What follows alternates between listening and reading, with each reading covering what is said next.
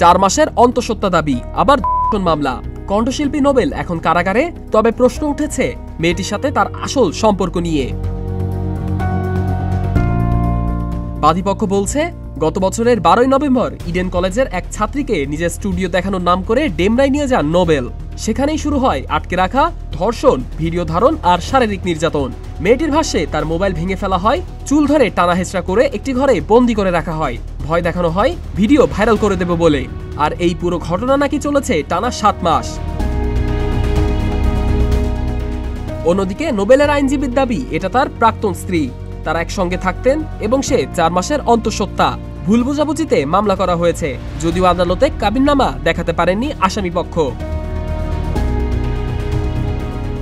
এই ঘটনার পর মুখ খুলেছে নোবেলের প্রাক্তন স্ত্রী সালসাবিল। তিনি লিখেছেন, নোবেল একজন মাদকাসক্ত, দীর্ঘদিন রিহাবে ছিল। ওর পক্ষে কাউকে আটকে রাখা সম্ভব বলে আমার মনে হয় না। এদিকে সরকার পক্ষ বলছে, এখানে ধর্ষণের সুনির্দিষ্ট বর্ণনা রয়েছে, ভিডিও প্রমাণ রয়েছে এবং আরো কয়েকজন অজ্ঞাত সহকারীও এই ঘটনায় যুক্ত। সোশ্যাল মিডিয়ায় ভাইরাল হওয়া এক ভিডিও থেকেই বাদীর পরিবার প্রথমে বুঝতে পারে মেয়েটি কোথায় আছে। পরবর্তীতে পুলিশ গিয়ে তাকে উদ্ধার করে।